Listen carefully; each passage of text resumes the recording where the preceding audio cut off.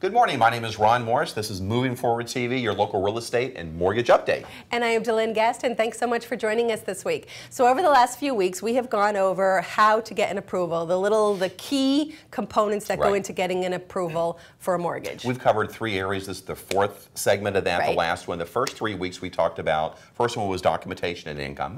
Second one was debts. And what counts and what doesn't count in your debts. And last week was history in reference to resident and employment history.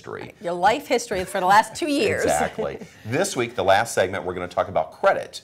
The do's and the don'ts of credit, what to do, what not to do, and what goes into a credit score and what doesn't go into a credit score. Okay, first thing we want to cover in credit is the score range. There is a numerical number placed on it. I'm sure everybody's aware of that. And they're anywhere from a low of about 350. I've never seen a 350. Up to about 850. I've only seen a handful over 800, but never 850. The lowest I've ever seen actually was recently. I just pulled one, and they were in the mid to high 400s, which typically I don't remember when I've seen something in the 400s. Something in the 300s one time, and that was it. And that was a number of years ago. Yeah, primarily, you know what they do. And the scores change. This is approximately. There's different. There's like the enhanced scores out there and things like that. But in general purposes only, scores go from about 350 to about 850. There's no such thing as an 850. Basically, it starts at 850 and it goes down from there. So they give you these things called reason codes on your credit report, and the 4 top reason codes as to why your score came in where it did. Obviously, delinquent credit hits it the hardest, and it's going to go down from there. So there's no such thing as an 850. No one is an 850. It has to go somewhere. That's just kind of a starting point, and it goes down from there. Some of the things, now credit scoring started in 1996 on mortgages. On other things like car loans and credit cards and things like that, they had that years ago. But on mortgages, it started in 1996. And a quick story about that. Prior to that, actually, before you get into your story, prior to that, I've been in the industry many years before. Forever. It used to be, how many times have you been 30, 60, or 90 days late in the last 12 months, 24 months? And maybe they would address collection and judgments and those things at that time. And what would we do? All we had to do was write a letter. A little letter, I was late, which we still have to do. Absolutely. But a little letter, and that was prior to credit scoring. Now we have credit scoring, and your story's great. And credit scoring came in 1996, and I remember this distinctly because I will never forget. I was working at a company, and all of a sudden this credit score came on the credit report, and I said to my underwriter, "What is that?" And she said, "It's something new that they're just kind of starting. You know, car loan companies have done it for years and everything, and it's going to be, you know, something that's going to affect our underwriting in the future." So me being me, wanted to know more about it. So I get on the phone. There's an 800 number there, and I call Fair Isaac and Company in California. FICO. Which is FICO, stands for Fair Isaac and Company. That's where the whole thing started. They created the computer scoring model that we all live by today. Now it has been tweaked a lot since 1996. But I got on the phone with them, and I was on the phone with them for a good 45 minutes. And finally, I asked all kinds of questions, and she was wonderful, answered everything. Finally, though, she said, "No, Delynn, we're not going to tell you how it works, because as soon as people know how it works, they learn to manipulate the system." And she's right. Sadly, she's right. As soon as anybody knows how something works, they can figure out how to manipulate it. Now, I don't want to say that's what we do to a small extent, but to a small extent, we try and tell people how to improve their credit within the rules. So that's something to... And something else we'd like to mention as well in reference to credit, or what items, and we kind of covered this a little bit before, what are on your credit report, what's not on your credit report. And really, let's talk about what's not on your credit report. I think we all know what's on there, but utilities. None of your utilities, your car cell insurance. Phones, insurance, all of those items are not on your credit. Unless it goes bad and it goes to a collection account, then guess what?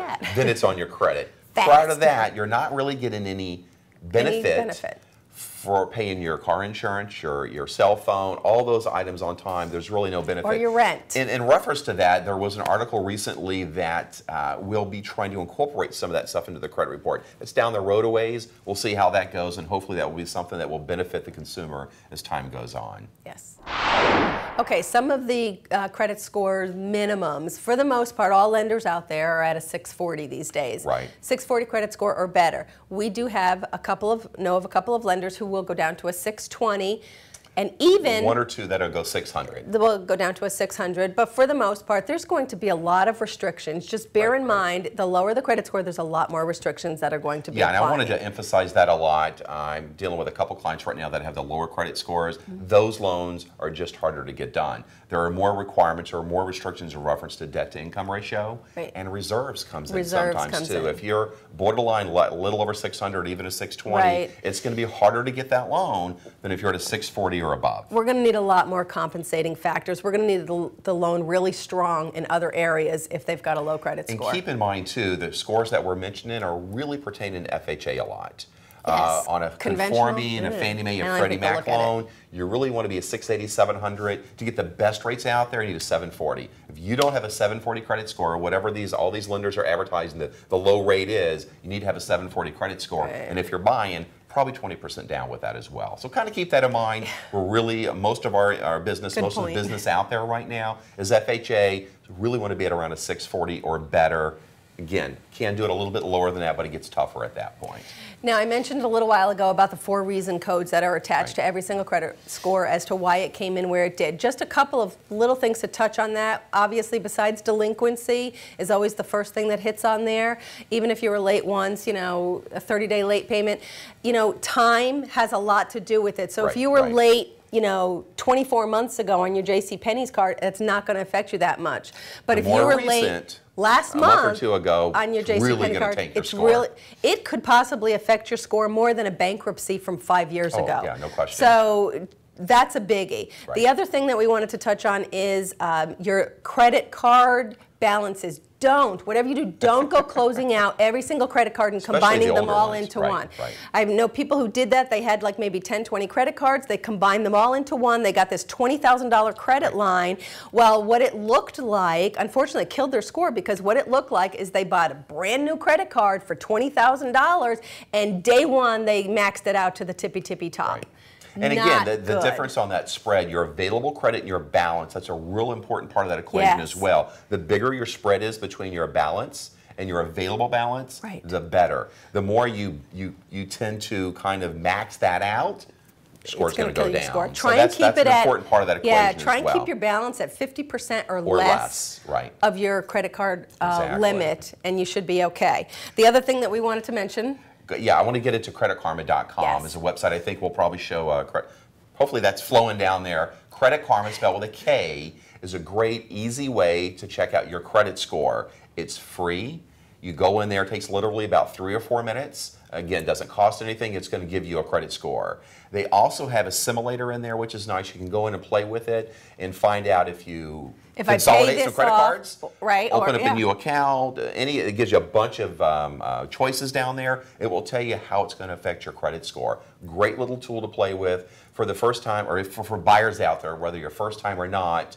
Go into creditkarma.com. It's a great way to get a feel for what your credit score is. And then when you talk to the mortgage professional, you can let them know, hey, I've got a 685 credit score. Okay, great. You know, we would know exactly where to put you with that information. Very, very good information out there, and it's free. You know, and Ron just mentioned adding new credit. That's another thing, you know, the Credit Karma website can help you to see if that's going to affect things. That is something, if you have had bad credit in the past, one of the biggest mistakes I wanted to mention that people make is when they've run into credit issues before and they've had late payments and things like that, do not shy away from credit. Even if you've had a bankruptcy or something like that, the number one thing that you must do is go out and reestablish credit.